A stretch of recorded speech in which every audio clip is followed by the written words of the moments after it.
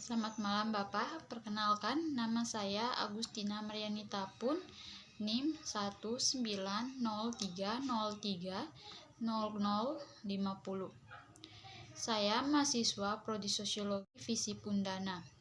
Di sini saya akan menjelaskan hasil review dari buku Pekerjaan Online terkait Imigrasi Organisasi Gerakan Sosial karya Bernadette Nadia Jaworski. Selamat menyaksikan. Boundaries of Belonging memberikan kontribusi yang signifikan secara empiris dan secara teoritis. Jaworski adalah yang pertama mendokumentasikan secara online besaran-besaran wacana politik yang dikhususkan untuk imigrasi Amerika. Kontribusi Jaworski lebih dari sekedar mendokumentasikan konteks virtual ini. Melalui paparan besar dalam interpretasi kreatif, bacaan aktif, dia memberikan rekonstruksi hermeneutis yang canggih dari tema perorganisasian utama Kongres ini, yaitu keluarga, kewarganegaraan, dan nilai. Tema-tema ini bersama untuk menunjukkan pencapaian teoritis dari The Boundaries, argumen tentang keluarga, kewarganegaraan, dan nilai-nilai berputar di sekitar jenis konflik sarkafernus profan yang dilakukan oleh program kuat di tempat, sosiologi budaya di pusat kehidupan modern. Jaworski menunjukkan bahwa bina ini memberikan referensi simbolis bersama untuk kedua sisi pertarungan imigrasi. Masalahnya bukan apa nilai sakral itu penting, tapi bagaimana imigrasi yang terus lanjut melemahkan atau mendukung mereka.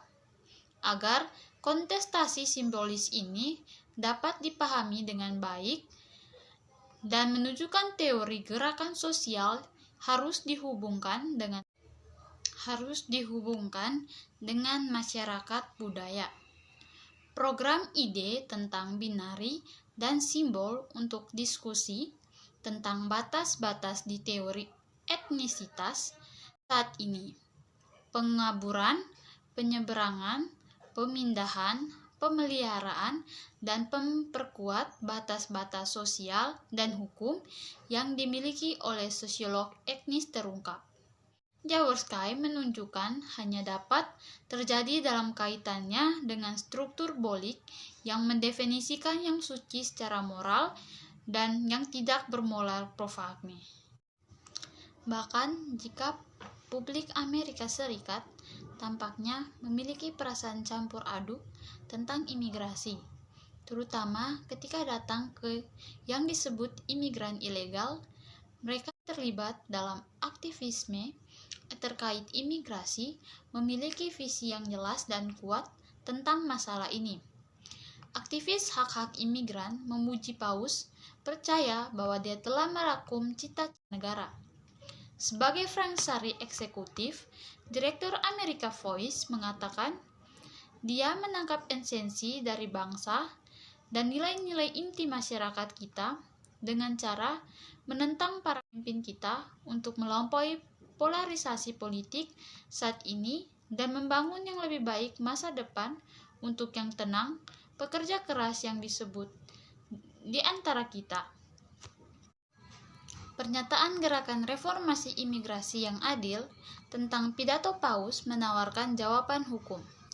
Kami mendukung Paus dalam seruan untuk kemanusiaan dan kerjasama sedemikian rupa membuat kondisi pendatang lebih manusiawi.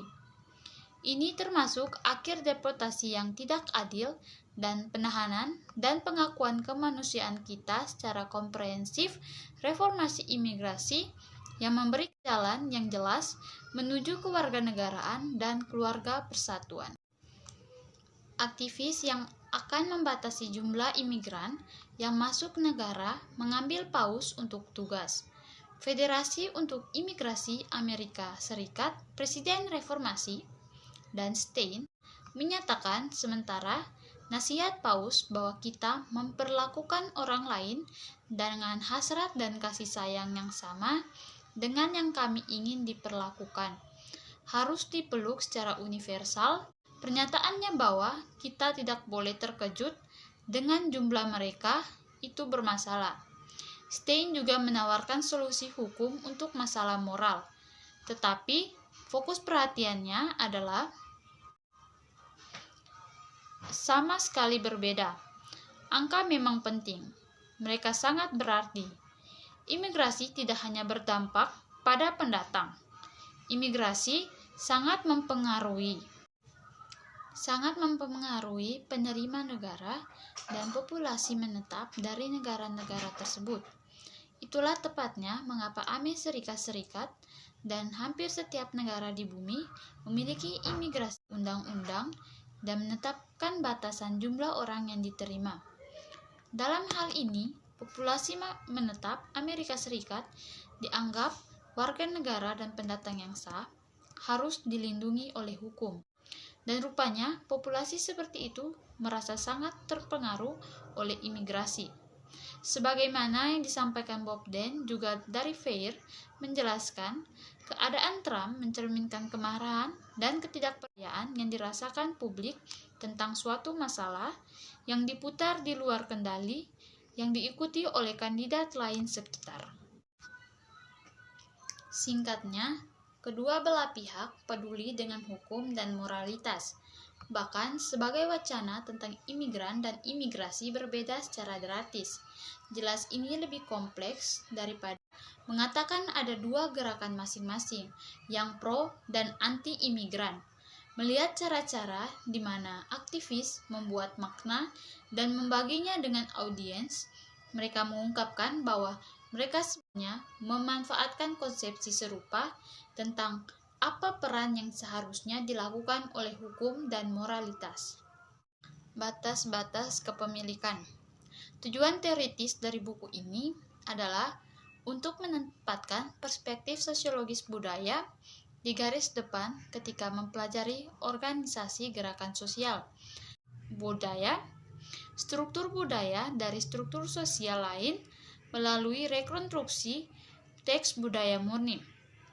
Yang kedua adalah komitmen untuk deskripsi, rekonstruksi rinci, makna yang diinformasikan secara analitis dan dikontekstualisasikan secara tural. Dan yang ketiga adalah dedikasi pada spesifisitas kausal, menyarankan bahwa yang kuat program mencoba untuk menjangkar kausalitas dalam aktor dan lembaga terdekat. Secara rinci, bagaimana budaya mengganggu dan mengarahkan apa yang terjadi sebenarnya. Karena ini adalah studi tentang wacana yang dihasilkan oleh aktivis imigrasi, bukan penerimaannya. Dia tidak berbicara tentang kausalitas secara eksplisit. Namun, dalam kesimpulannya, dia berkata berspekulasi pada konsekuensi politik dan budaya dari wacana tersebut dengan berfokus pada beberapa keberhasilan baru-baru ini dari dua gerakan. Batas simbolik adalah pembedaan konseptual yang dibuat oleh aktor sosial untuk mengkategorikan objek, orang, praktik, dan bahkan waktu dan ruang. Aktivis bekerja untuk membongkar atau menggeser batas-batas sosial ini dan terlebih dahulu mengaburkan batas-batas simbolis. Aktivis kontrol imigrasi, di kontras, bekerja untuk mempertahankan batas-batas simbolis atau bahkan menggesernya dalam arah yang lebih eksklusif. Sangat penting untuk mengenali otonomi relatif struktur makna seperti batas-batas simbolik.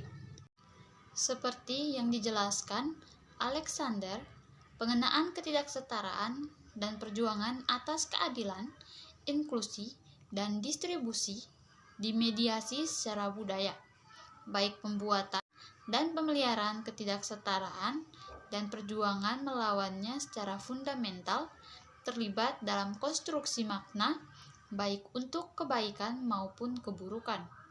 Ini berarti mereka berorientasikan aparat konseptual, etnis, dan ras batasan.